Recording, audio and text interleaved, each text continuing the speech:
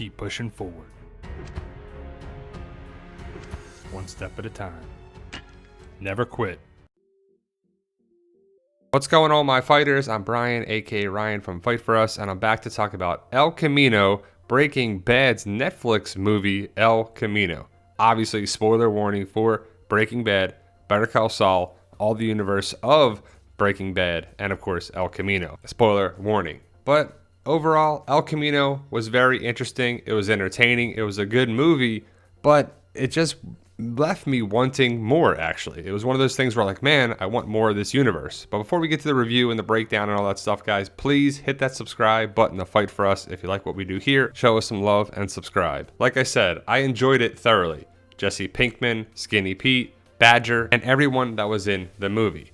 It was kind of like, how are we going to bring a movie back to this universe? Well, what about Jesse? What about that story? And I'm glad they did it because it kind of finalizes Jesse's story. And I'm not sure how they would do another one or why they would. The trailers that they put out were basically teasers. Well, I guess the teasers, like the one with Skinny Pete and Jesse in the car, weren't really in the movie. They were kind of parts in the movie that you would probably think that were there that we didn't see. The trailer that was about the movie did highlight some of the things. And I thought of a different story that was going to happen with Jesse. But overall, the story was great. It was entertaining and it did pick up where the series left off, but it was so long ago if you think about it. Breaking Bad was on so long ago, and this story basically picks up right after Jesse escapes.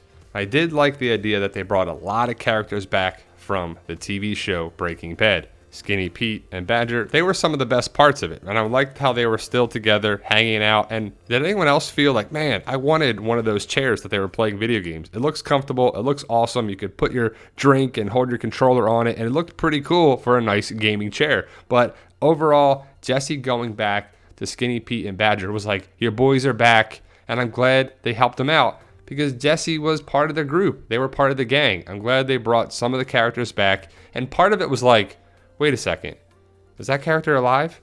Is he dead? Or what's going on here? Did I see that guy before? And to be honest, I was like, wait a second, what's going on here a little bit? But I like the then and now approach. We saw certain characters that were smaller characters come back around, like Clarence. And when Jesse was talking with Mike, I had to be like, wait a second, I knew Mike died.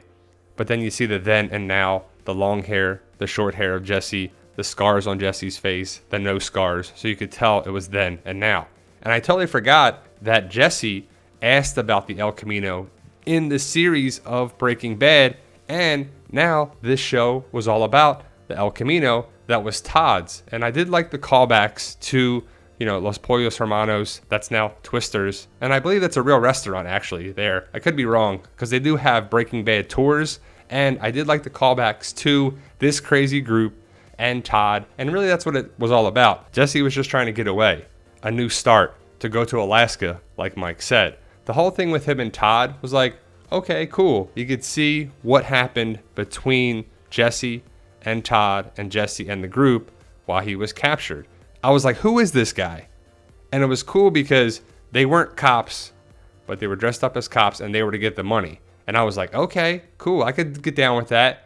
And it was pretty interesting when Jesse was behind the mattress with the gun and he was like, I'm not a cop killer. I don't want any problems. There's not going to be any problems here. And for a second there, you didn't know if those guys were good or bad, if they were actually police officers.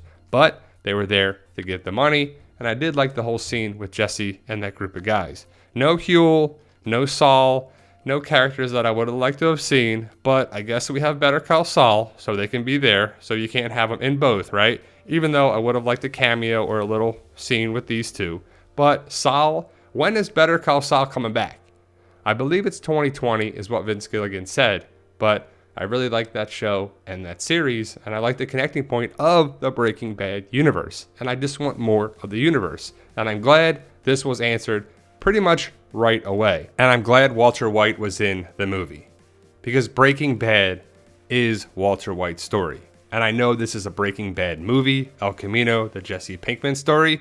But again, when Jesse knocks on the door and Walter White comes out, we're like, okay, is he dreaming this? Part of me had to be like, wait a second. Is Jesse dreaming the thing with Mike? Or hallucinating Mike and Walter White? It was like, no, it was between scenes of the Breaking Bad series. So I believe you had to see the series before you had to watch this movie. It's not a standalone movie by any means. If you watch the Breaking Bad series and watch the movie, it still might have been a little confusing. But then you're like, oh, okay, this is after the RV was shot up, they were getting food, and they were talking. And it was a nice moment between the two. But again, it's like, man, I just wanted more because I love this universe and these characters. And, it's no fault of the movies and the writing. I just like, man, I just love these guys so much. And I'm glad Walter White was in the movie.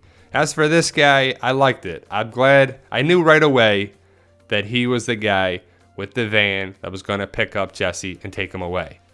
And that was a good way to end the story of Jesse Pinkman. I like the whole dynamic with Jesse and this guy. And I'm blanking on this guy's name, even though I believe this actor just died or died recently.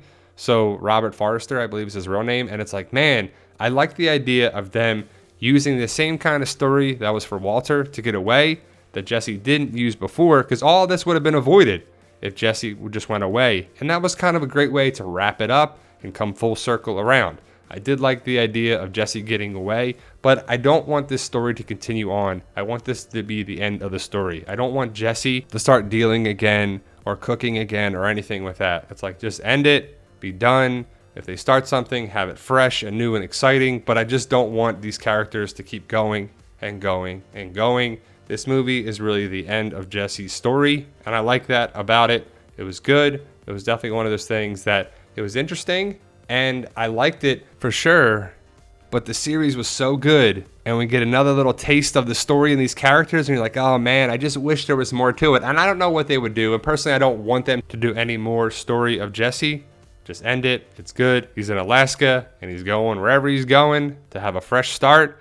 And bon voyage, Jesse Pinkman. So overall, El Camino was very entertaining, and I thoroughly enjoyed it. Let me know your thoughts. Post your comments below, and see ya.